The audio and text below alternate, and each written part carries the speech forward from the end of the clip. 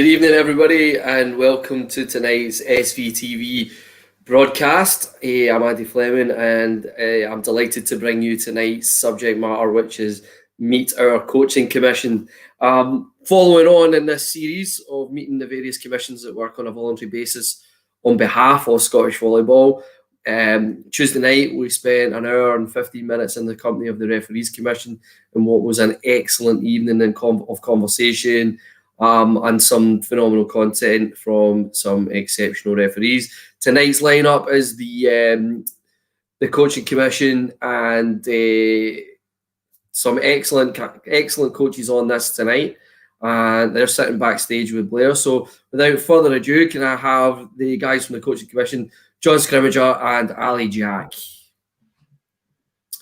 Good evening, gentlemen. How are we?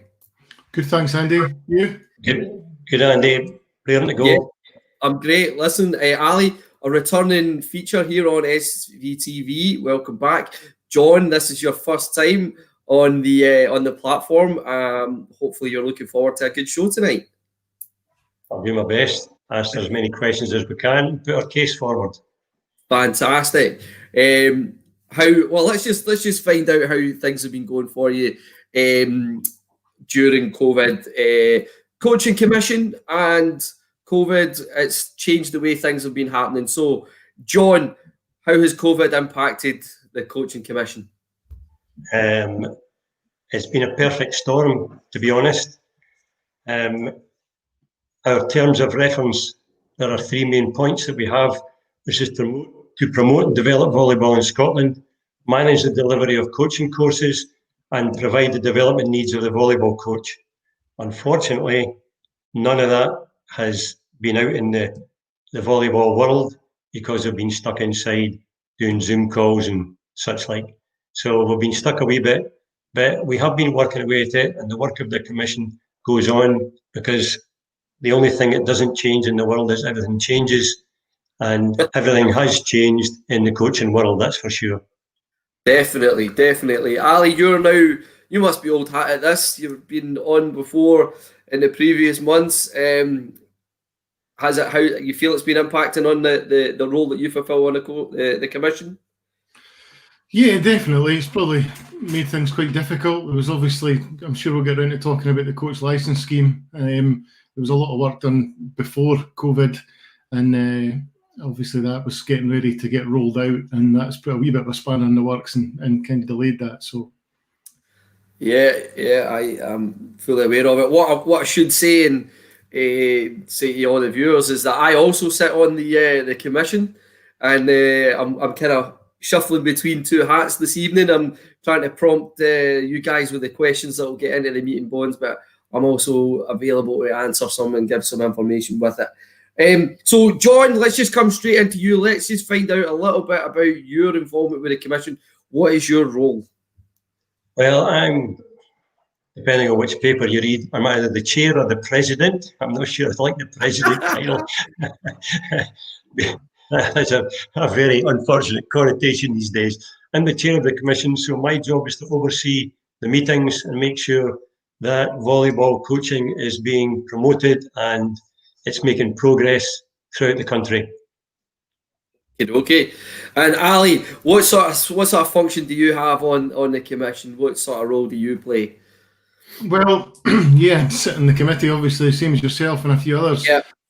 So it's just general experience. One of the things is obviously the point of view of somebody that is actively coaching, and obviously with my day job as a teacher as well, when the discussion turns to how coaching links to education, then try and have a wee bit of a positive input at that point as well. Yeah, that's a fantastic point. We'll keep that in mind, because I'm preempting John's thought process, and I think he will talk about that later on. There's the three of us here on the screen, but that's not the full commission, John. No. Who else have we got on there? There are three others. There's Danny Taylor, who's a primary school teacher, so the education link there as well. He works with the City of Edinburgh's women's programme. He's a former internationalist, and he was involved with the women's national team. Yep. We have Janos Panakirtias used to be Stirling University. He was the coaching manager for several years. while the previous incumbent was working for Education Scotland. He's a very successful beach player and is involved in beach coaching. And last but not least, we've got Johanna Bally from Jets Volleyball Club, who's been at the club, which is one of the biggest in the country. And he's been working with coaching both genders for lots of years. And of course, yourself, who has two hats as the coaching and club manager, as well as a former RDO West, and you had a successful career as a player and a coach with Glasgow Mets, if I remember correctly. That is correct, although there's a few folk who'll be messaging me right now questioning that latter point. So what we've got there is we've got a bit of a great bunch of guys who we work to meet the needs of the commission. Before COVID, John, Ali, how often would we get together as a group? How often would we meet, and the sort of length of those meetings? What would it be like before COVID hit? I can't remember. What was it, between 3 and 6 monthly intervals? About 3 months, was it? Well, we try to meet 3 or 4 times a year, and the meetings are a strict 2 hours, and that's something that's come down over the years. We start at 7 o'clock approximately, and we finish at 9. And the meetings are held wherever's convenient. We've been in Glasgow, we've been in Edinburgh, we've been in Stirling, we've been in Perth, and in previous years we've been in Aberdeen and East Kilbride, believe it or not. Oh, I remember that East Kilbride meeting. That was a cracker. We maybe tell that story later on. Now with the introduction of the way things are working, technology, do you think that'll ease the way in which the committee will be, the commission will be able to function? I'm not sure how long we're going to be stuck in this. We maybe have to have some meetings online. The coaching network that we have isn't really working at the moment because nobody's coaching, because you can't get anywhere. The beach people were out, which is good. I'll speak about that later. But at the moment, we just seem to be like everybody else in a bit of a limbo. Yeah, it's not fun, is it? It's not fun. All right, so we talked about some of the Ali alluded to some of the work that we've been working on. So John, why don't you lead off in some of the work that the commission does on behalf of Scottish volleyball? Okay, as I said, we're in a bit of a perfect storm here. First of all, the previous chair of the Coaches Commission retired in October 2018. Fortunately, he had an education background, and he'd made significant progress in rewriting the coaching courses that were being delivered by Scottish Volleyball. That was really fortunate. And in 2017, the Coaches Commission decided to leave the UKCC coaching network. It was very paper orientated. There was a lot of tasks that weren't really suited to what we were trying to do to promote and deliver courses that promoted active coaching. And then fortunately, more and more of the national governing bodies left the UKCC coaching network, and Sports Scotland have decided as well to stop doing it. And they have actively writing a new Scottish Coaching Award. Now, this has been a long process, as you know, Andy, because the first thing we had to do was decide, start at the bottom, how long is your level 1 course? Well, it varied from 1 day to 8 days. So in some activities, it was 8 days to get a level 1 coaching certificate. And a level 1 has always been a coaching assistant. So 8 days to become a coaching assistant, not being able to work on your own, in inverted commas legally. So we had to come to some compromise. So what they've done is they've divided the coaching process into 2 parts, which we had already done: how to coach and what to coach. So the first level 1 course has been written. Unfortunately, because we were ahead of the game, our courses don't need much rewriting because we've been involved with the education process. These courses now are in line with SQA qualifications. So they're a level 5, level 6, level 7. So if you're at school, you'll understand that. So Ali, you Our understand that language? The level 1 course, as I said, is about how to coach, what to coach, and in volleyball, it's up to 3v3 mini games. Now that causes a problem. So the level 2, well, these level 1 courses have been written, and we just need to adjust ours a wee bit. There's other bits to add in: PVG, child welfare and well-being, mental health, things like that are now compulsory to make sure everybody's covered by your club insurance and you're properly qualified. The level 2 course, now this is where the problem starts. That's when we introduce 4v4 and 6v6. And any coaching pathway you have depends on which performance of player you're working with. So you could be working with a school group, S3, S4, playing in schools competition. You could have a district league or a recreational league social group, or you could be working in National League Division 1. So does the coaching course fit in with your needs? And unfortunately, it doesn't at the moment, because the level 2 coaching course that we have was 4 days, 2 weekends, and the last one we tried to organise was £1,200 for the hire of the facility, and then you had extra expenses on top of that with producing literature and paying the course tutor. So they're very, very expensive. So what we're looking at the Commission is to try and find some ways of doing some online learning, so we can reduce the time from 4 days to maybe 2 days, and then try and do some actual practical coaching. Yeah. The problem there comes is it's very labour intensive, if you like, because we need tutors and we need mentors. And at the moment, the very few tutors who are left, because we lost a few through retirement and things like that, most active tutors are still coaching 2 or 3 times a week and working on a Saturday or a Sunday with their clubs. So we're stuck in a wee bit there, but the whole process is being overhauled because a licence scheme is coming in, as Ali mentioned, and the licence scheme is to help promote the quality and the quantity of coaches that we have in the country. Perfect, John. Ali, let's just get your opinion and your thoughts on that change from the UKCC into the new Scottish framework, which is aligned with SQA, and what is your world as your other hat off, the PE teacher? What's your thoughts on it, and how involved were you with us in the process of the changeover? In terms of my involvement, that's probably the easier bit to answer. So obviously at the meetings, we spent a lot of time discussing the changes as they were getting released, as you were bringing back to the group, Andy, yep, and trying to look at it from a practical point of view of how we can best make it suit the development of Scottish volleyball. Yeah, I mean, as John described, the level 5, 6 and 7 thing, I think most qualifications in Scotland are measured by the SQA. And I think one of the best things about being on that pathway is that if you do learning, it's nice to get accredited for it. And it's quite helpful, particularly for if we're getting some younger coaches into the game, that if they get additional accreditation through the SQA, they're then able to show that off on a CV, try and develop their volleyball career, or take it to try and help them advance in any other career. So that was pretty helpful.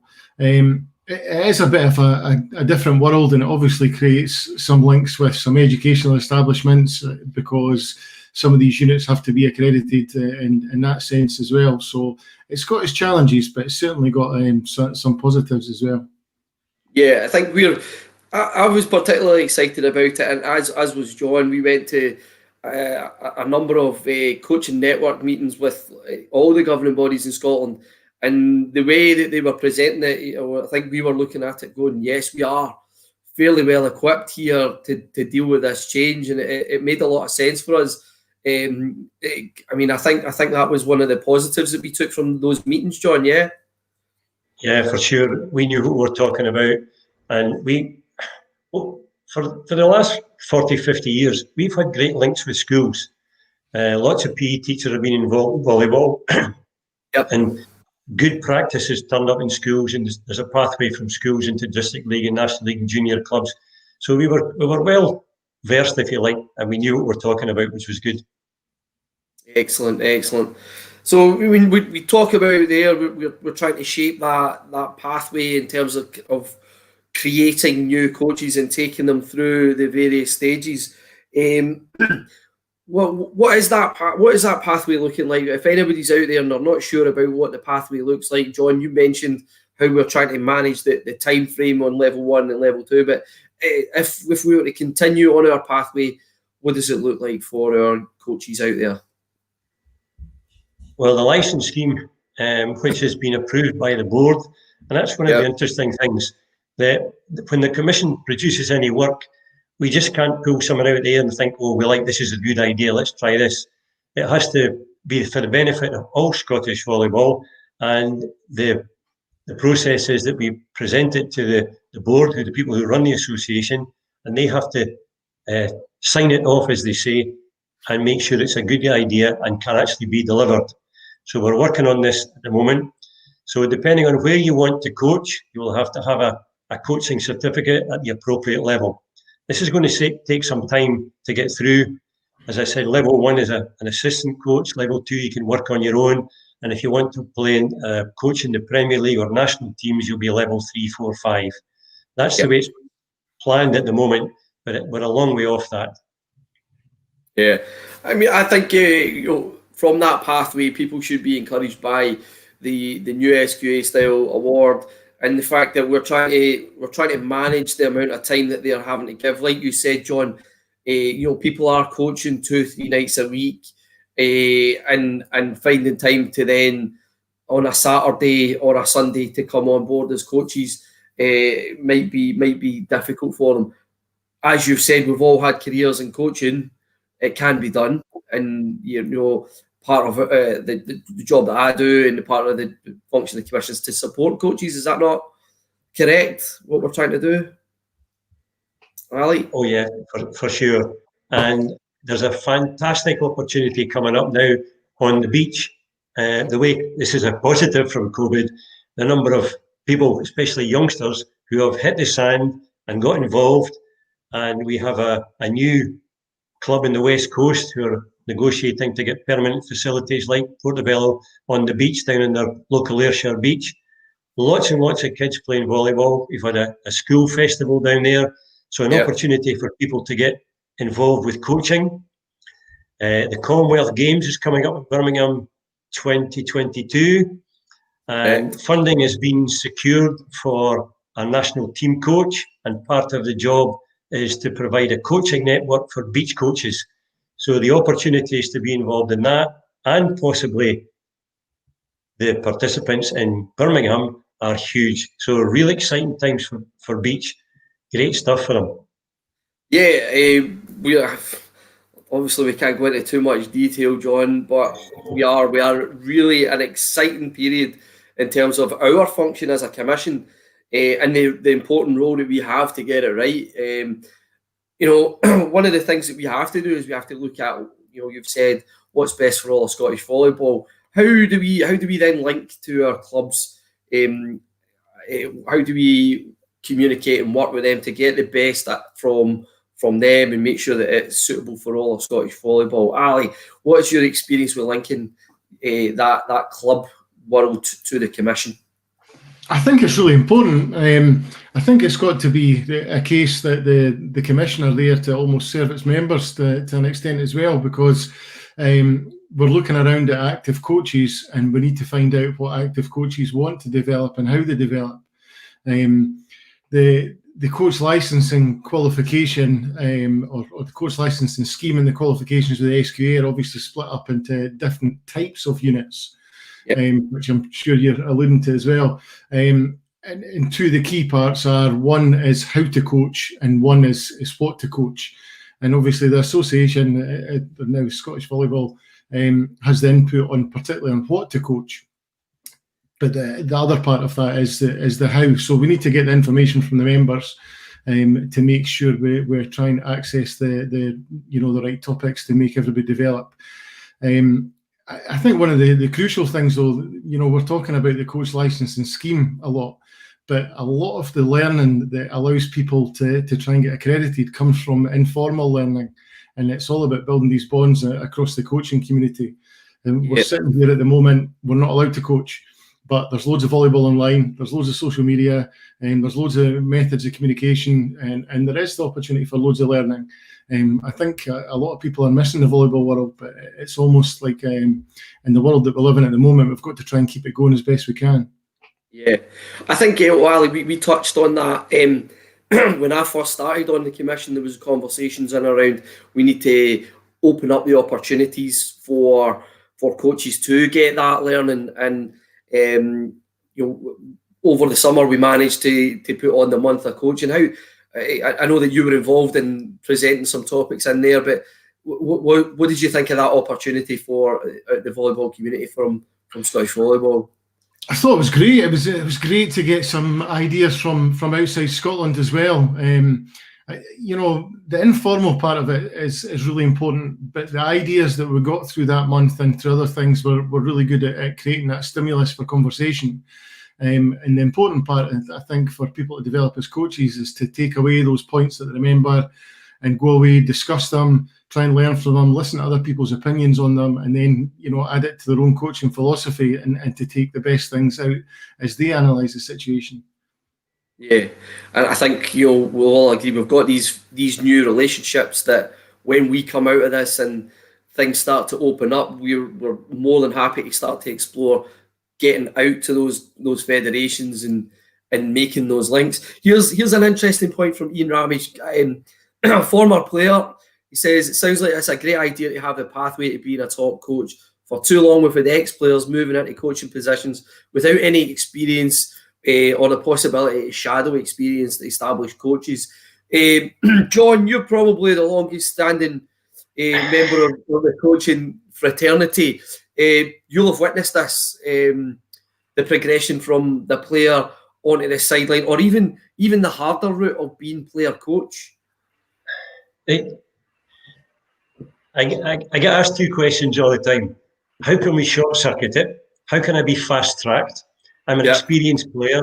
I've been round the block many times. Why can't I just be a coach? It's a wee bit like coaching and teaching are just the same.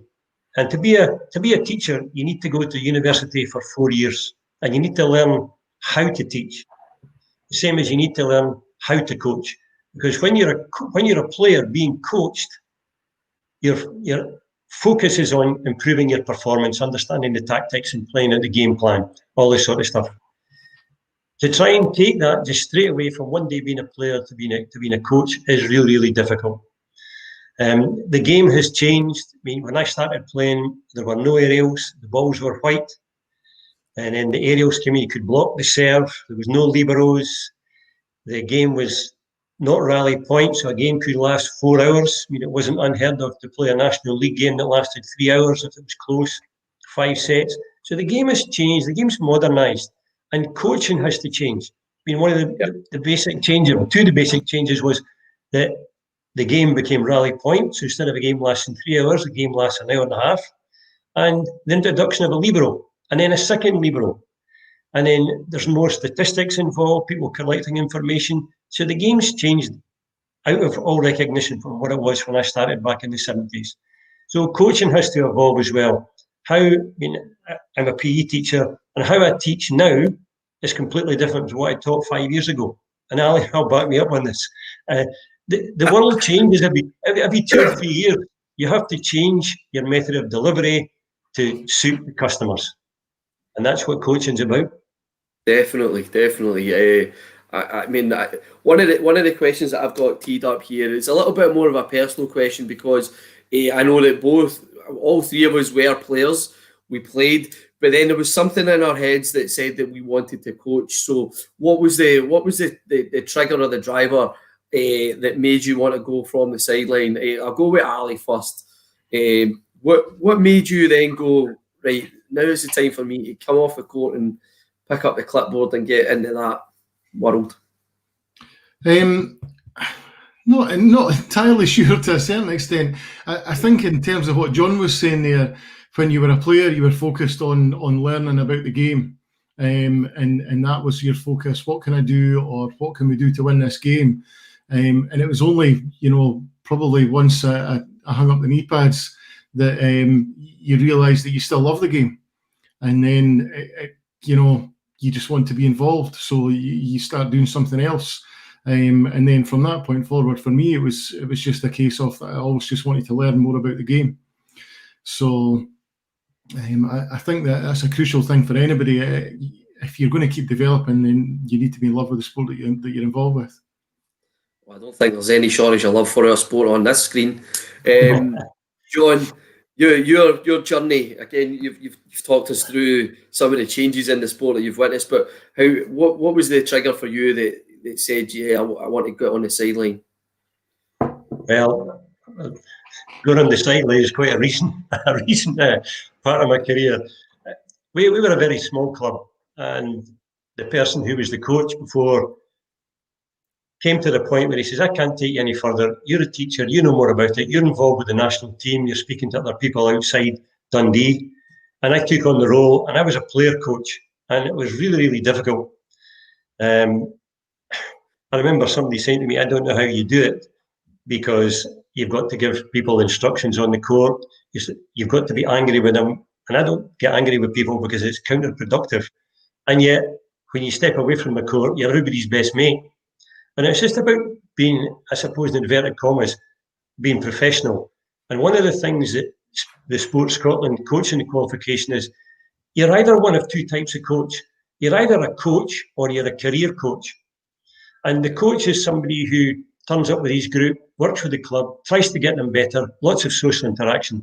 And the career coach are the ones who go from level 1 to level 2 to level 3, all the way up. And their aspiration is to coach at the top level, a bit like Ali and myself, who have done a wee bit of national team stuff. And that should be your aspiration. That's a career coach. But it's really difficult to step from being a player into a coach without some education, if you like. You need to speak to people, you need to understand it. I've been really lucky in that I've had some good people to work with. And The analogy I always use is that I'm like a seagull going to the skip. I listen to people and I like things, and I say, "Oh, I like that, I'm going to keep that." "Oh, I don't like that, it's a lot of rubbish, I'll not bother with that." But then it's at the back of my mind, and then a situation might come up. "Oh, I remember that somebody said that. Oh, maybe try that." And it's about relationships and about trying things, because you can fail. I mean, nobody gets hurt, nothing gets burnt, and this sort of stuff. So try things, speak to people, and try and make the transition. Yeah, I always like to think of failure as a first attempt in learning. Fail, it gives you that opportunity to grow and get better. Ali, come on in. Yeah, no, I mean, John talked about the sort of different types of career paths for coaching, but the way I think about it is, it doesn't matter whether you're going to stand in front of the same group of people, for the next 6 years, because that's your pals and that's who you enjoy playing with, or whether you want to try and move up any form of coaching ladder. I think the thing is that surely you're wanting to learn for the people that you're actually trying to give the benefit to. If you care about them at all, then you're going to want to get better. And that whole learning process is part of coaching for me. And I know that the coach licensing scheme obviously has a stipulation at the back of it that there has to be some form of coach education to take place. But I just don't see that as any form of negative, because I think that's what so many people are doing already. And again, it goes back to getting the credit for what people are doing already. Yeah, we like that. I mean, certainly when I started coaching, it was what I was wanting to do. It was what I was wanting to get into a career, not just playing volleyball, but an actual career, and it's led me to this post. But I mean, I was going to America for summers to work with universities and colleges to expand my knowledge, so that when I came back for the guys on the sideline, it was a better experience for them, so that eventually we could, progress and perform and take players and move them on a journey. Because ultimately, like you said, Ali, what we end up doing is doing it for the guys that we play with. We touched a little bit on that player-coach relationship. That is the hardest gig. And again, I'm like John. I tried to play as long as I possibly could, coming back from a leg break to try and try and play when I should have probably hung it up then. But when you actually go on the sideline and you stand there purely, how much more do you see, do you think, guys? It's a different game, standing on the sideline. It's like in any sport. When you watch it from the outside, I mean, you watch sport on television, all sorts of sports, and it's completely different from being inside the game. And it's more interesting, and you have a different eye on it. It just is. It just is enjoyable as playing. Yeah, I think volleyball is also quite unique as well. The distance that you are away from the court, you're really on top of the things as well, and you can, your angles are pretty good. Whereas some coaching positions are quite far away. And I do still think though there's a lot of input required from the players as well. Players see angles and things far better than we do. We're close, but we're also not where they are. So I think that's where that coach-athlete, the relationship that you described there, Andy, has got to be really open. And got to be good at sharing information in both directions. The coach might have to act on it, but the players have got to have the ability to speak up and explain themselves too. When I first started coaching, Andy, I not only did I play, I had a girls' team, and the rules were the coach was not allowed to interact with the team except at timeouts. So you couldn't speak to the players while the game was on. You had to sit on the bench. Nothing. It was torture. Used to fall out with the referees, Ian Samuel in particular, continually, because I was trying to speak to the players. He would blow his whistle. Quiet. Wow. Like we've talked about, the game changes. We've got a question here that's coming from the Edinburgh University Volleyball Club. If we can bring that onto the screen. This is an interesting one because it's something that they've been working with a little project called LIT, low intensity training, and it's in and around the inclusion of disabled athletes. So their question is specifically, what's the Coaching Commission doing to provide opportunities for disabled athletes? I've got the answer to this, guys. Do you know it? Well, maybe the question should be, what are you going to do? Because being honest, it's not discussed very often. There was a discussion some years ago about disabled sitting volleyball, but it never got further than a discussion down the table. But it's something until now, John. Sorry? Until now? Well, it's something that we should be, because we work across all disciplines, it really is important that we should be addressing this as well. So I'm all ears, Andy. So part of our equality action plan at Scottish Volleyball is to start to develop some sort of product, and been beavering away over COVID, and we're almost at the stage where we're able to launch a project. We had a conversation once again with a colleague that I connected with years ago in the States, who is running a sitting volleyball page in Europe, and he's feeding us all sorts of content. So we're almost at the stage where the Commission will need to sit and have a look at a proposed course for sitting volleyball. So to answer that question, we've got another body of work that will be coming at us, guys. Sorry, we'll need to have a meeting, and we'll be presenting I think it's really exciting. We've been working in a little subgroup, putting it together, and we're now in a place where I think we're as a commission we'll need to sit and review it. I've just spotted a comment. Andy, can I interrupt you there? Surely can. That's a fantastic idea. It's a fantastic proposition. The Coaches Commission, like the referees yesterday, or other day there, are all male. They're all, as we say, older guys. They're all very experienced guys. This is an opportunity for people to come on board. We are lacking youngsters. We are lacking... Yes, we are. We are lacking youngsters. But when I say youngsters, inexperienced coaches who have not been around the block 15 times. We have no females, and there's lots of female coaches out there, and we don't neglect it, but we need to have their input. And there's an opportunity for someone to come on either to help with the beach aspect or work with the disabled sitting volleyball or amputee volleyball. So amazing. Plenty of opportunity. And if anybody has the passion and the commitment, contact me through the Volleyball Association in Edinburgh, and before you commit, and we'll see what we can do. But we're really looking for other people to come and join us. I mean, you preempted one of my questions there, John. How do we go about getting people on board? As simple as this. If you've got the passion and you've got a little bit of time and you want to be on board, then come on. Laura McCready made a comment that harpens back to what you were saying about not being able to interrupt during the game, and it's quite a funny one. She says, imagine if that rule was around and Vince couldn't talk to players during rallies. Oh, I think Vince was about it these days. But then, surely the question that we want to ask Laura is, does Laura want that rule introduced?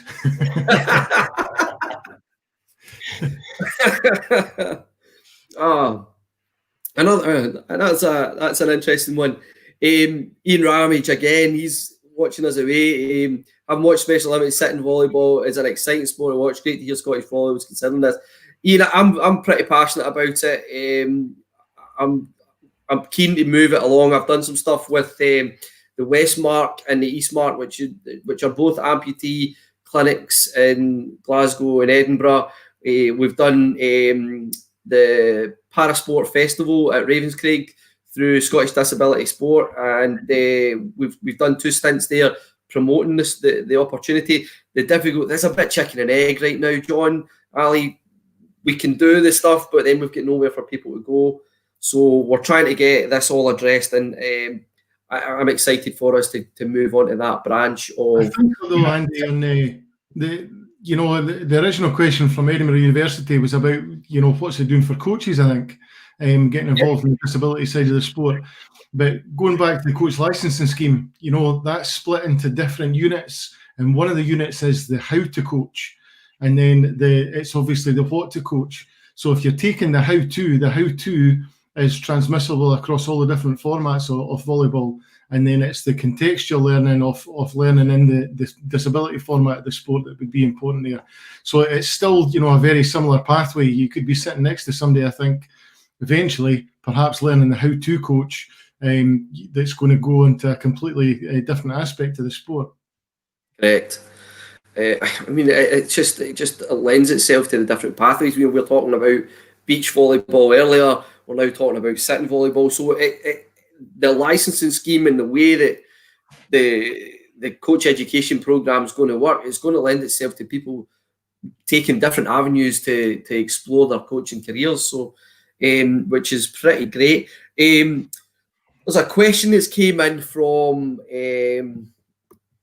Perth Beach Volleyball, and they're asking about lockdown and the likelihood of us being able to do CPD or online coaching for beach volleyball.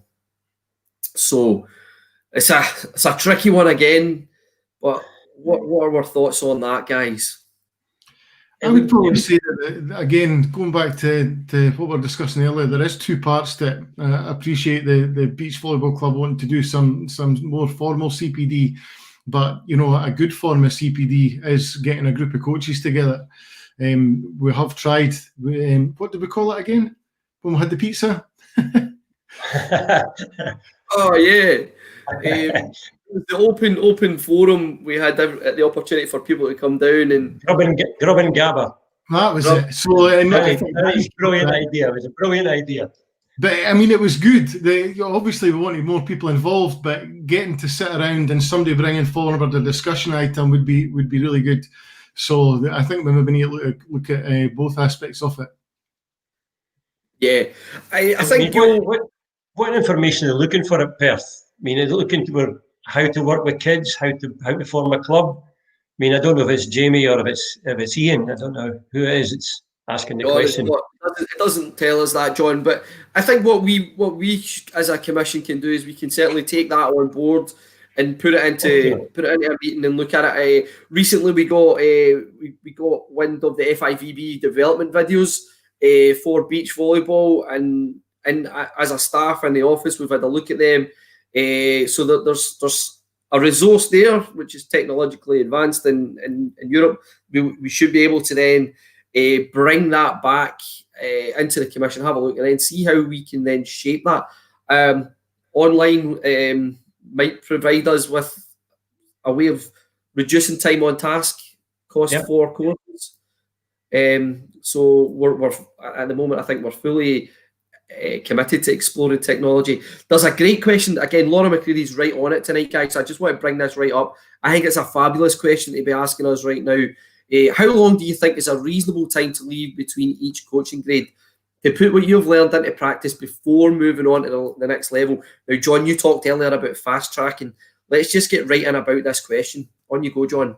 The exact opposite is my bugbear. That people get a level 1 and they think, that's me, I'm a coach. And they stick there for years and years and years. And it's the same. Every year you see people on the database, level 1, level 1, level 1. Why have you not gone to level 2? Because level 2 is about 4-a-side and 6-a-side. So how have you developed your system? Have you just made it up, or have you done ad hoc?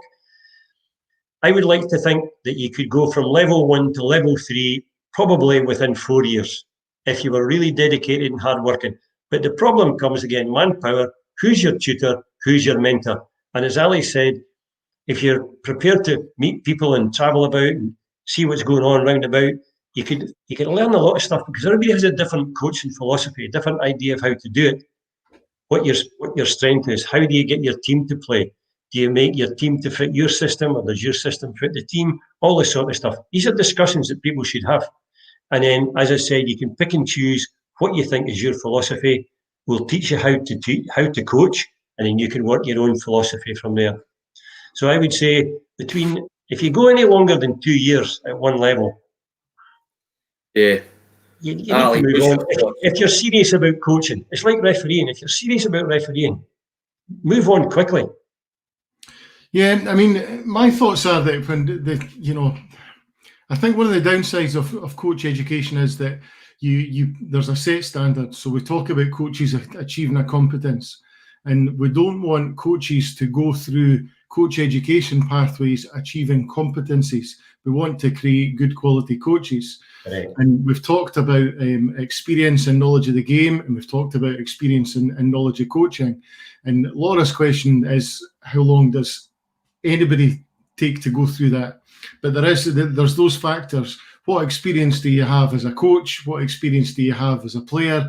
Because that's obviously going to then impact the amount of time that you need to put in gaining experience, and wherever your weaknesses are, how quick you can go on. So I think that's a really individual question, and I think everybody might learn at a different rate on top of that. But I would back up John's point that it's getting away from the idea of developing a competence. It's about developing good quality coaching and continuing to learn at any experience you can.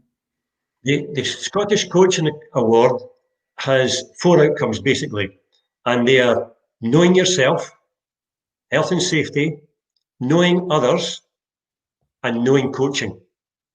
So it's not prescriptive. It's open to your personality. It's open to what you want to achieve. So it's really clever the way they've done it. So as Ali says, it's not a competency. It's a starting point for you to develop. And I think as well, coaches have to be aware of what they're trying to observe in their own coaching. And coaches that have limited experience when they start out as a coach, their focus is on things like health and safety, which is why it's a big deal in particularly level 1 or whatever when you start out. Yes.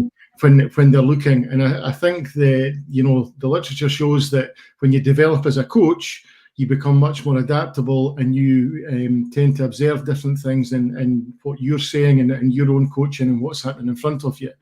And coaches with greater experience, then they focus on what they're trying to achieve at that point. That becomes the big goal. And the session plans that they write out might disappear after the first 10 minutes because they've noticed something that's taken place that they have to alter to try and achieve what they set out to achieve in the first place. So it's that adaptability that comes from experience that I think is one of the things we need to develop in coaching. Yeah, I mean, that's the same as a player. You start off with your game plan to be in a straight line. Never happens. There are bits where you've got to go left and right and go for a tangent, and coaching is exactly the same. And it's seeing what your coach's eye can see and make the adjustments and the adaptations from that. And that comes from mentoring and from experience.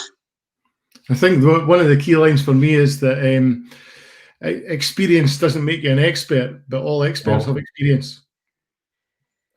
We're hitting out all the quotes and the cliches here, gents. It's brilliant.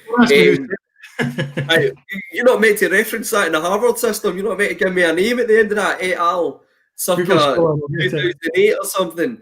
Yeah, I mean, part of parcel of one of the benefits I found as a young player and a young coach, and the same with a young referee, I wanted to get better in each of the three elements: the playing, the coaching, and the refereeing. I felt enhanced how I performed when I was playing.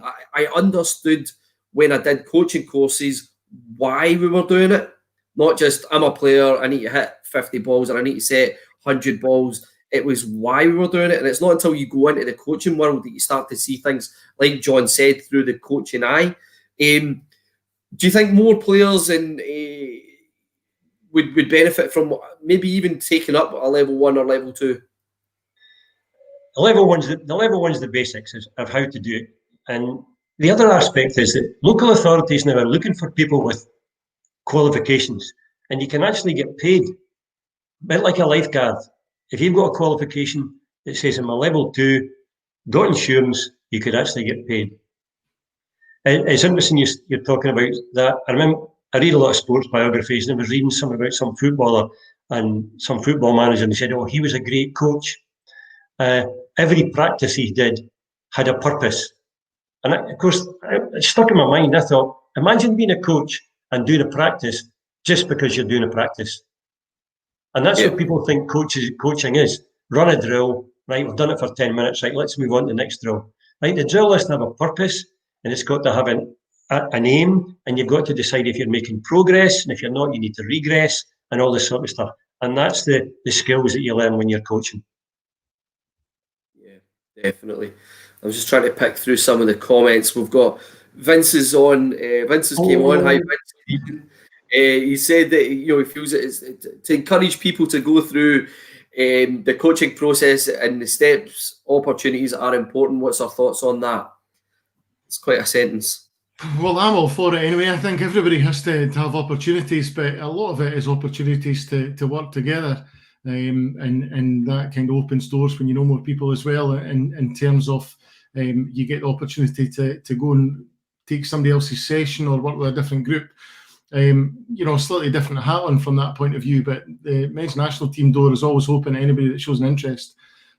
So we're happy to have people to come along to sessions when eventually we get one again, and not just stand and watch, to become involved as well. We've obviously, I don't know if Nico's on tonight, but we've added Nico to the staff as well. So yeah, definitely like to include more people. Simon Loftus hit the hammer on the head with the nail by saying he just pestered Harry Brocken, and before he knows it, he's sitting on the bench at the Olympic Games. I mean, that is absolutely the top notch, isn't it? That's fantastic. So look for your opportunities, and somebody can say no. I'm going to ask somebody else. How many people spend time going to other people's sessions, going to watch? I mean, I've been through to watch Ali's sessions. I just went through some time just to sit there and watch, and you learn stuff, and you see how different people work. It depends on your passion. I think what we're saying here is as well, we need people to be as open-minded as possible. We want people to try and grow. And like we're saying, not everybody has the correct full answer, and you might learn something, or you might just say, do you know what, I forgot about that practice. How can I encompass that into what I'm doing and make it there? Let me have a quick look. We're looking, there's a couple of things that are coming in here. Emma Waldy's got a bit of a point, and we're going to take this one on the chin, fellas. Let's have a look at this point. She says, often the coaching courses have clashed with other events in the SVA calendar. In the future, is it possible to have courses on different weekends to the events such as national team training to allow the national team players to attend? This is a difficult question, fellas, because I would probably quite like to answer that one, Andy, to be honest. Come on then, Ali. Taking it on the chin. We have obviously had discussions about planning calendars from lots of different perspectives. for multiple years, and I know it's getting better, and obviously we've had meetings and things like that about it as well. So it is attempted, but it's also really difficult. And you know, from somebody point of view like Emma, who's really involved in a lot of different aspects of the game, it's quite difficult. You know, I'm involved in the club stuff, the national team stuff, and there are a limited amount of weekends. But at the same time, we obviously operate within the volleyball community, so we've got to do our best to try and allow people as many opportunities as they can. So, whilst totally in agreement, it's a tough task, but we'll look to try and do it a bit better. Yeah, I think, you know, this is one of the things I was saying, that the only thing that doesn't change, everything changes. We used to run volleyball camps during the summer. Now beach volleyball's taken over, so there are no free weekends. The level 3 course that we do indoors is usually at a Christmas camp. Yep. We used to do it at Easter camp, but Easter camps are so expensive now, we can't do it, and the beach is there. Sometimes, I was talking about being a career coach. If you're really passionate about coaching, you might need to say to your coach, I'm passionate about playing and coaching. I need to take a weekend. I need to take a day. I need to do this coaching course. And if the coach doesn't understand that, then he's in the wrong job, because that's how the coaches have made their progress, by making passionate decisions to further their career. It's a tough one.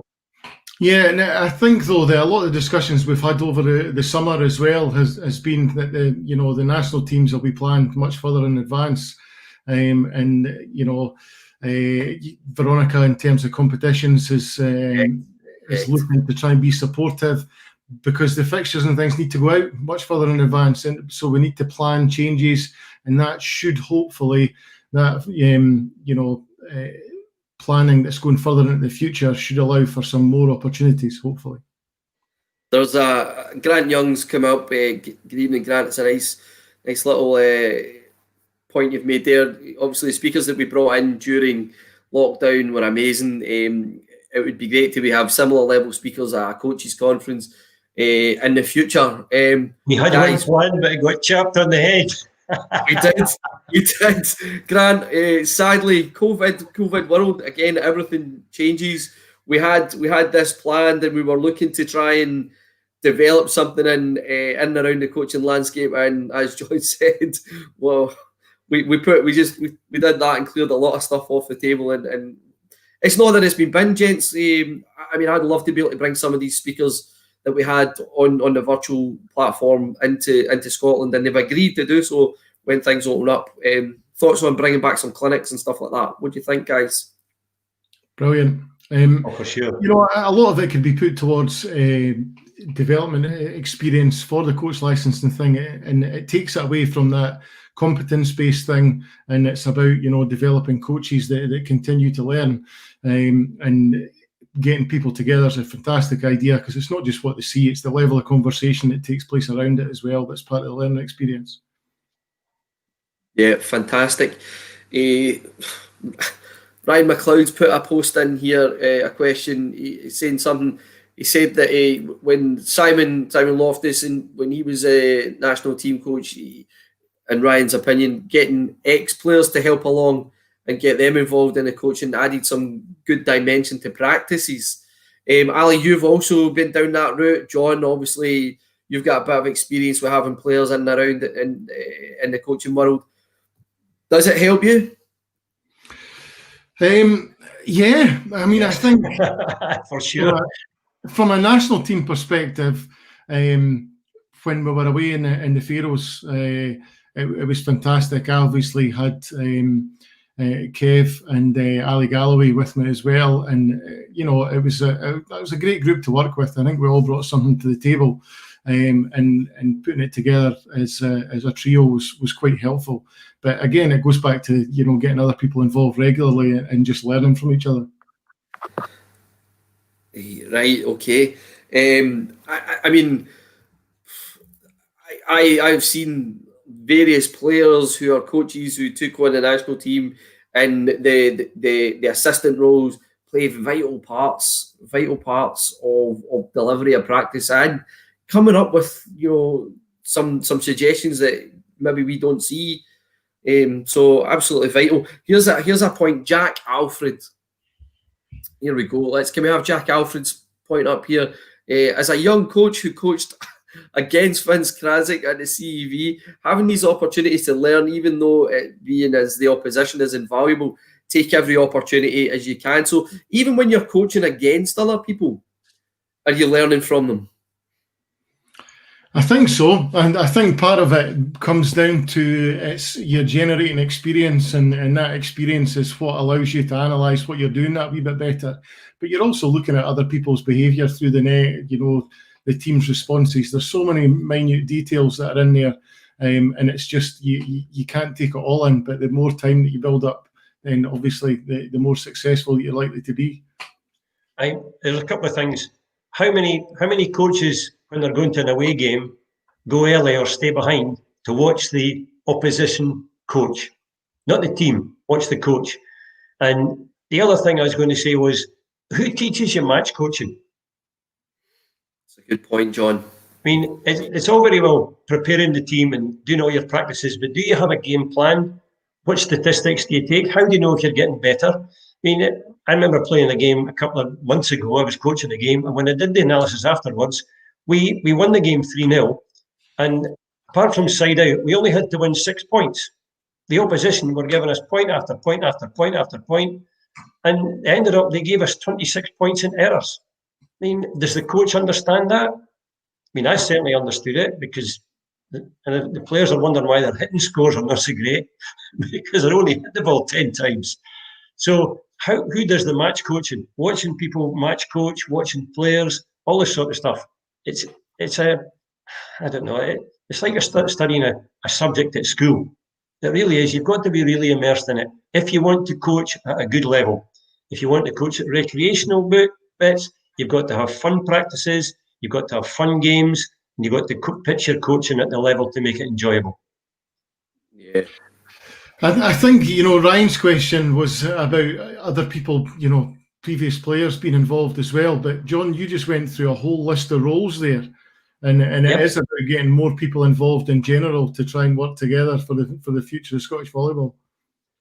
I mean, definitely. All the roles on your own, as I have to do at times, it's really difficult. That is the difficulty that we face, particularly within Scottish clubs, is that the coach does the coaching, he does the statistics, he probably puts the net up, he probably takes care of the kit, and I've always said that we need to ask a little bit more of some people to try and step up. What can we do to encourage people to take on some additional coaching roles? Do we need to give them some education and some stats taking, some basic stuff? Is that something that we should do as a commission? It is. It's something that we should really look at. Just to let you know that Ali's doing a master's in coaching, which is really good. And some of the stuff he was coming up with at the very start of the course, some paper he produced for the commission, was about taking statistics. And it's really, really important. How do you know what to work on? I mean, when I have a game at home, I like to ask the opposition coach, what are you going to work on next week? Just to see what the coach is taking from the game. The guys in the club say I'm taking the mick out of them, but I'm not really interested. The game's finished. What are you going to work on next week? Did you win? Did you lose? How do you feel? And it's a bit of coach chat. And a lot of the times it's really interesting. You get into Ian Brownlee and you get a real discussion with him. Yeah, you do. Yeah, you do. So, I mean, we're flowing through this evening. We're hitting 59 minutes, and I always do this because we schedule an hour. But are we good for time? Are we good to crack on? Because I think there's some more to be discussed in this conversation. No problem. Ali, I know that you're the same sort of boat as me. I've taken my licks from the family life today. I'm okay at the moment. I don't know about you. Youngsters. It seems to be quiet at the moment, so all sounds good. All right. So, John, you talked about learning and conversation with other coaches. Is this something that we can look to do to encourage coaches to communicate? Because I certainly feel that, and I felt when I was coaching, it was all about what I was doing, and there was not a lot of open conversations being had with other National League clubs. Do you think we can maybe try to start to break down some of those barriers? Oh, for sure. And as Ali said, the grub and gabber night was really interesting. It just started off with a comment, and we really had a good discussion about it came about to personalities in the team and all sorts of stuff, and it was really interesting. Yeah. Something like that could be good, but someone has to come up with a topic. Part of the coach license scheme is that you need to top up your coaching qualification with points, and you get points for attending personal development sessions, whether it's attending a national team session or going to another club session or going abroad or something. So you need to get some points. So having a discussion with a couple of coaches, perfect example of gaining some points. Yeah. And Ali, what sort of role do we want our clubs to play in this journey? I think you and I touched on the national team having a role to play with club development, but for our club coaches, what can we do? Well, I think it has been fairly quiet for a while, and to be honest, we probably need to get more coaches working with some of the teams in the Premier divisions to start with. But then there's got to be that level of communication. You know, from my point of view, I would like to share what the national team are trying to do with the club coaches. And I think the first point after that is then give me your opinions. You know, coaches are entitled to put their opinions forward. If you know, Kevin and I are explaining to people what we're trying to do, people are entitled to question that. And I think that's what makes what we're doing sharper in the end. And then it's about working with the clubs as well. So we're trying to pull together in the same direction, perhaps focus on the right things in terms of development. John mentioned working, using statistics. The national team's got a few key statistics that we work towards. Before the summer, we went through stuff with the players, identifying some of the key statistics that defined wins in the European Silver League previously over the last 2 seasons. And that's the kind of information that we'd like to share with the clubs. Excellent. I mean, I think we need to. One of the things that, as a player, I was going back to my club and working on was the stuff that the national team were telling us at that time. And I think coaches really can take that information and boost their performance. They maybe not have a lot of national team players, but if they're getting that information or they're talking to the national team coaches, it can only mean a good thing for club performance. John, you looked like you had a comment there. You looked like you were itching to come in. A couple of things. I mean, the national team programme has blossomed.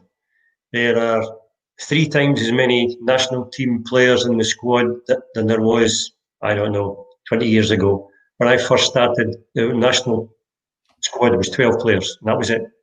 You had to be invited, and if you got invited, somebody else dropped out. But our game is over 50 years old now, and one of the things that bothers me is that people who play volleyball, when they're finished, they walk away.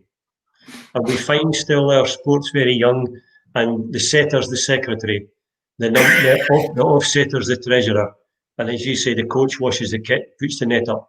We need to try and encourage people to be involved in the club. City of Edinburgh do it. They've got parents involved. Keep the parents hanging about. Clubs need to develop, hang on to people, make them assistant coaches, make them second referees, develop your club so that we have a family, so that the association grows. I've been abroad lots and lots of times with volleyball, and when you go to a club, the first person you meet is the club president, and they're usually about 95 and been playing since they were 7, this sort of stuff. And then you meet all these other people round about. We need to foster that in Scotland. We need to grow, because Scottish volleyball has an ideal opportunity on the beach, indoors, and you're talking about sitting, to grow and grow. There's lots of people going to need exercise when this pandemic finishes, and volleyball is a perfect opportunity, because you can play it 2, 3, 4, 5, 6. Youngsters, old folk, just the height of the net. Brilliant game, best game in the world. You now sit down. On a rant, yeah. It appeals to me. I quite like the idea of sitting down. Dave Monroe's come in with a nice point, and I think this is something that I would like to maybe drill a little into. So if Dave Monroe's come up here and he said, we still need to attract more youngsters into the sport with a focus on increasing JNL teams. Needs more involvement from school across the country in the first instance. John, we touched earlier on about the work that the RDOs put in and the schools network that we've got there. There's lots of participation at school level. We just really lack the junior focus on clubs and clubland for that step to then take them from school to club. Is this not where we can start to put younger coaches into clubs? Of course. One of the things I'm not really sure about, I don't think the universities, when they're working with PE teachers or students, spend as much time on games and teaching games. I know I did a wee bit with PG student PE in Edinburgh. It was a 2-hour session. But in the years gone by, lots of PE teachers were running school teams, going to festivals, starting junior clubs. It would be nice to try and get round to that. The Junior National League is the lifeblood for me of Scottish volleyball. Same as the youngsters on the beach. That's the lifeblood. You've got to have youngsters. Yep, definitely. Ali, obviously, national team hat off, City of Edinburgh hat on. You've got quite a lot of quite a conveyor belt of players coming through. How does that shape up and that coaching pathway work for you there? For Dave's point, I think that it is difficult, and I think one of the difficulties things is obviously, there's certain things that people get involved in because that's just the norm. Volleyball's not the norm for a lot of people. We need to try and attract them into that. But you're then also competing for people's time, and I think offering regular competition, but sometimes in a flexible structure is quite important. For kids, they love playing. Coaching's good. Coaching sessions are great because they love the game. They want to be out with their pals, but they love competition. So, I totally agree with Dave's point that the Junior National League and increasing the numbers is really important for the future. Yeah, I mean, that was part and parcel of what I was looking at when I was a younger coach at club. I already had 2 established head coaches within the structure, and so I had to bide my time and wait. So instead of waiting around for somebody to move on, I took a bit of initiative and said, I'm going to start something. I want to start some junior volleyball, and out of nowhere, I was taking 6 kids away to play games, and sometimes it was only 5. It was like, okay, we've not got enough, but we're going. We've started. We're not going to. So sometimes you just need to take a chance, and if you've got that drive, then you'll make it. You'll make it successful.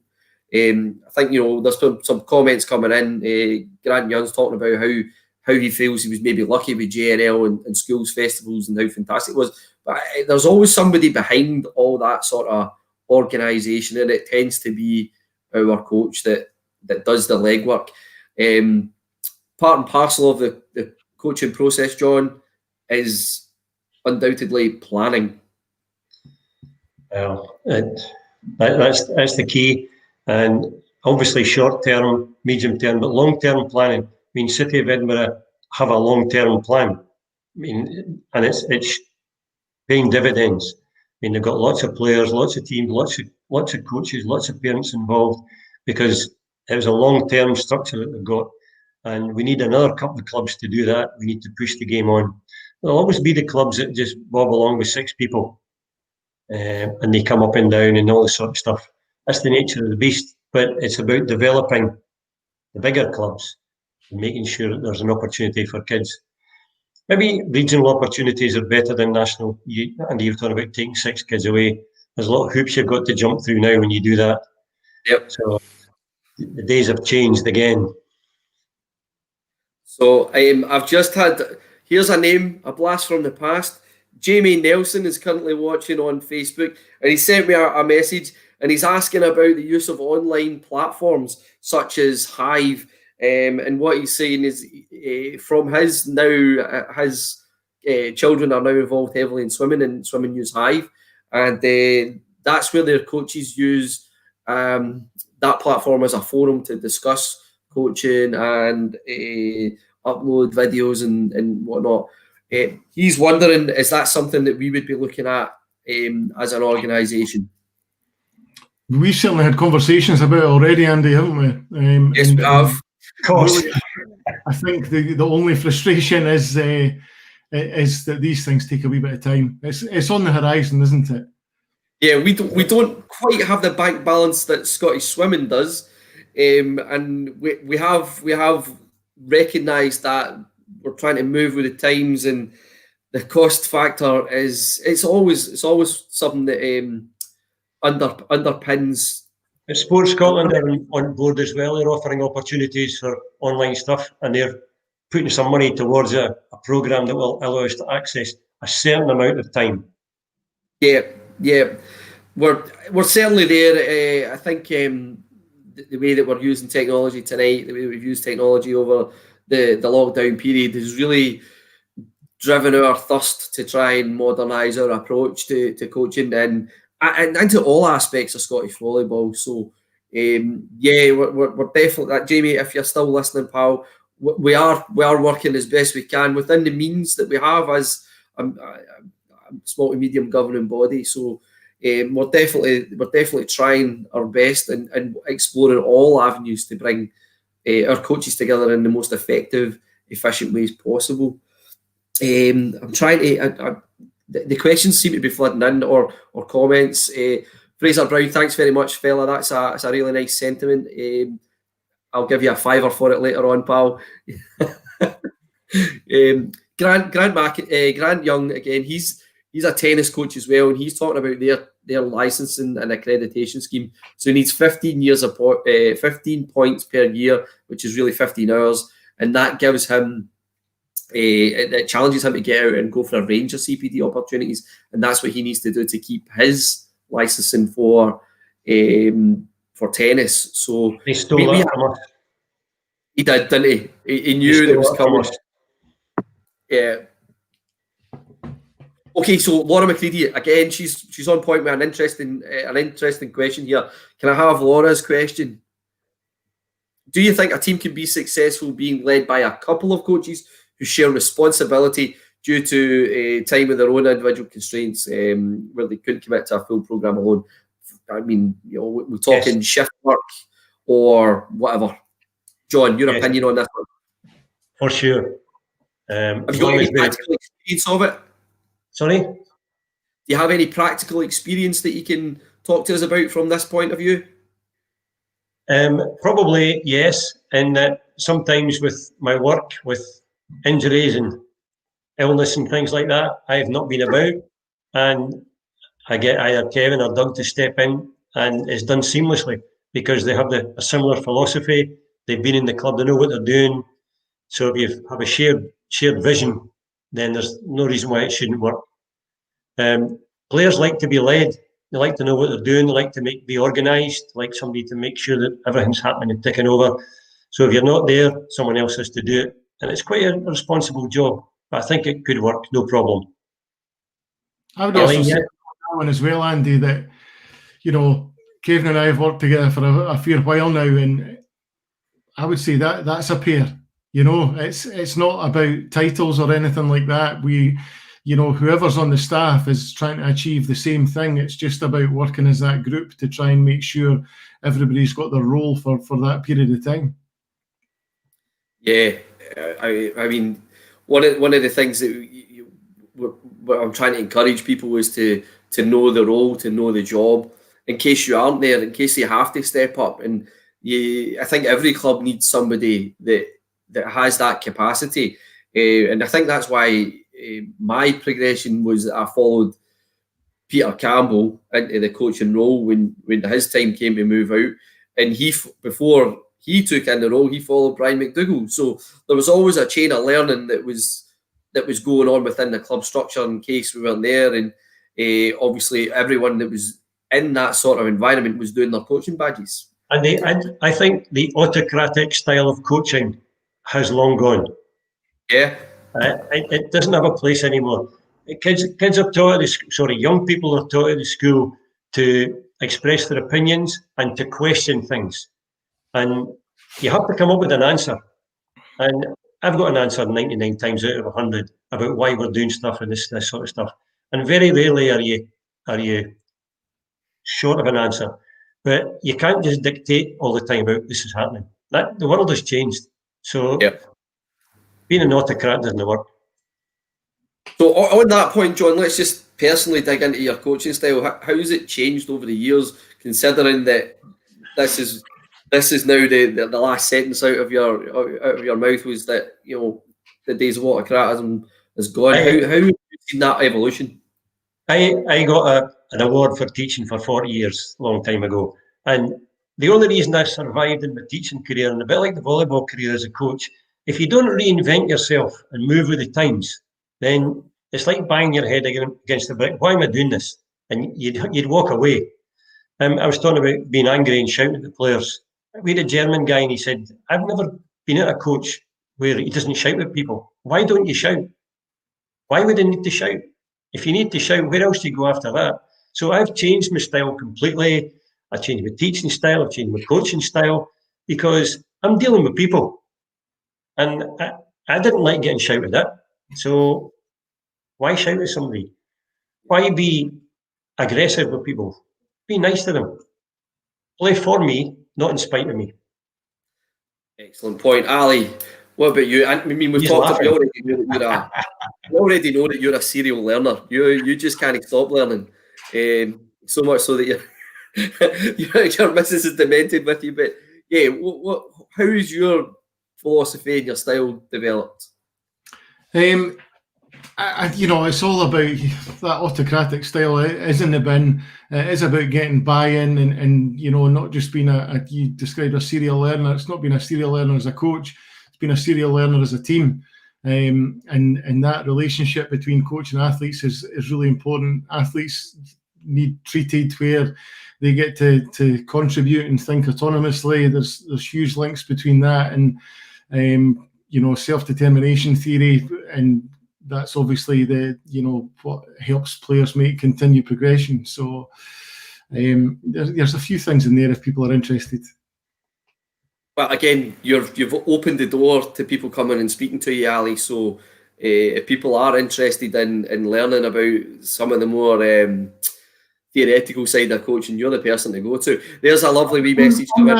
Andy, the example was that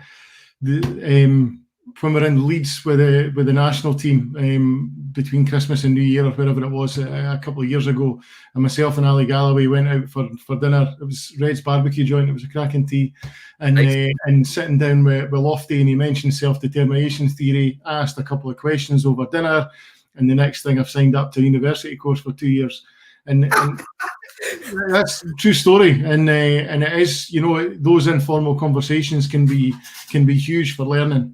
But lovely to see Connie on screen as well. Hi, Connie. Yeah, hi, Connie. That again, agreeing, constantly learning. Connie, we're all about that these days. As John says, we're in a different world and we're pushing forward. There was a word that John mentioned earlier on, personalities. Now, one of the things that we've not really talked about specifically, but it's in the description, knowing yourself and knowing others. Let's talk about the personalities that we work with as players, as coaches. There's always players that frustrate the living daylights out of you. What's your strategies in terms of player management and developing relationships with players to get the best out of them?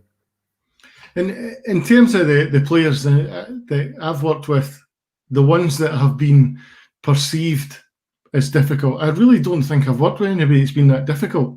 And I think the crucial part is that players that are often perceived as difficult are seen that way because they have opinions. But players should have opinions and should want to contribute. And then it's just about creating that environment where everybody's aware of how they should contribute. And for me, we've seen, certainly over the last sort of 5 or 6 years, I've seen some players that people might see as difficult. I just don't see them that way. Yep. John, have you got... I'm trying to work out if I've dealt with anybody. It's difficult. The national team, we've certainly come across some difficult players, but the difficult players come to realise that it's a team game. I mean, somebody stole this from me. It was my quote, that volleyball is the most team of all team games. You can't be the best volleyball player in the world. You can't be the best setter. You can't be the best because you're relying on somebody else doing a job to get you in a position. So if you're a knockout guy, you soon get the message that you've either got to knuckle down and be part of the team, or you're not going to make any progress. And this is where the self-evaluation becoming autonomous and being responsible for your learning. Right? What do I need to do to get in the team? What do I need to do to get in the national team? What do I need to do to win? And you can either have a discussion with your coach, or you can be pig-headed about it and bang your head against the glass ceiling. It's as simple as that. And I mean, I was a terrible player to play against. I admit that. I'm ashamed of it. But I mean, Ali's laughing. We still have some great battles with Jeff and Team 5. But when you step back and look at it, that was the way the game was played in these days. I remember somebody saying, "No, we got beat by so-and-so. How do you manage that?" Or they talked us off the court. How does that work? That doesn't happen nowadays. The game is played by skills and tactics. That's what volleyball's progressed. And the personality of the team shows itself through the coach and the coaching personality of the team. That's the way I look upon it. Because the days of bawling, screaming and shouting are long gone. That's since I've retired. There's Ryan McLeod has mentioned a famous moment where I tried to sub the empty bench on for him because he kept getting blocked one-on-one. I turned around and pointed at a bench. He's like, "What? I'm subbing you for a bit of wood." Which leads me to an interesting combo. We're flying through here an hour and 22 minutes. Any advice in dealing with pressure? Now, Lofty spoke to us recently in the summer series about dealing with pressure or coaching. How do we deal with that pressure? Because the game exerts it on us. We feel it. How do you deal with it? Go with John first. Well, the first thing I do is I link my fingers behind my back and take a deep breath. Here's the first thing. And then I can't firefight everything. I just find in my head one thing that we could improve on to stem the flow, to ease the pressure. Whether it's a service, whether it's a first pass, whether it's set into a particular zone, a different type of set, whether it's a player scoring a particular point, just something to give the team one piece of information to work on to take us through the stressful part. It's not rocket science, but you can't fight everything. If you're getting beat, you can't fight everything. Yeah. Ali, pressure. Yeah, I think one of the things is don't try and do everything yourself. I think you can create pressure for yourself by trying to take on too much. You've mentioned that a lot of the time tonight, Andy, about getting support. On reflection over the last sort of 12 months or so, when the national team was in the Faroes, and it was myself, Kev, Ali Galloway, we had Phil up in the Faroes as well helping us out, and obviously Swanee in the background. That was quite a big team, and it worked pretty smoothly. Whereas in Luxembourg, it was a much smaller team, and it was much more difficult, and there was a lot more pressure. So devolved responsibility, I think, is maybe crucial. In terms of pressure during a game, as John said, you want everybody to have something to focus on, and players can be quite aware, particularly when you're on a bad run. What are you going to say to them? You're going to say to them, right, pass better. They kind of know that already. So, part of the skill for coaching from me is trying to give people something to focus on that's a positive, something that you're trying to achieve. It might be something technical. If it's something tactical, some steps to try and achieve, that's pretty good. Or some of the stuff that we've tried to focus on the last couple of years would be based on behaviour. What behaviour do we exhibit when we're trying to perform well? Yeah. And going back to basics like that, we've had a bit of success with. I was about to say something that gives somebody a bit of confidence. A bland comment like, "We need to pass better, we need to score." That's not going to help anybody. I hear shouting that, "We need to play better." We all know that. we need to play better. Yeah, those. When I hear that sort of comment, I know I've won the game. That's not going to get you out of the hole. Yeah, I mean that's one of the things we're saying. We need to look at trying to figure things out and get on with it. I know that I'm conscious of time when people are there, so let's just have at it. Is there a moment within coaching that you thought, "Man, I've really messed up. I wish I could erase that"? Hundreds of them. Hundreds of them. But I'll tell you something. One of the best tools is a smile. Honestly, when you call a timeout and smile at the players, great trick. Yeah. Not the end of the world. The biggest mistake I nearly made for sure was putting in a rotation slip with a terrible error on it in a cup final. And just as I was about to hand it over, I'll just check that again, which is why, particularly working with the national team now, you'll notice every time I write down a rotation slip, the person handed to is Kev, or Kev will write it down for me, so I don't have too many things. But it comes back to that shared responsibility to make sure there aren't any errors like that as well. I have many stories. I could tell you one that's a classic. We were playing in Luxembourg and Tommy put the wrong lineup in. I hadn't checked the score sheet, the rotation slip, before it went on, because he just took it and he handed it over and I thought, he's done it right. Turned out it was the wrong player and he had to make a substitution. The next day, Swanee was the second official and I handed him the slip and he looked at it and he went, and Tommy nearly burst a blood vessel. He thought he'd put the wrong line on again. He looked at me and I thought, was it my fault? Swanee turned round and went, The wee private joke between the three of us. That's evil man. I mean, I did that quite recently, John, in the plate final. I put Peter Campbell onto set instead of Alan Krasik, then had to stop him immediately at the start of the set. It happens. You get flustered. The one time I didn't let Krasik check it, because usually I go through the captain. There we are. I've just filled it in, fired it in there, and get back on the court. And he didn't check it. And Peter Campbell, you had to announce he was getting subbed. We had a coach who was playing for us, and he was a libero, and he subbed himself on as the left-sided hitter who was having a nightmare. So we've talked about our guffaws.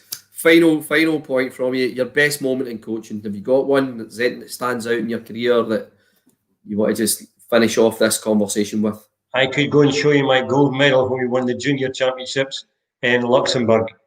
The best moment ever. The Luxembourg team had this Polish guy.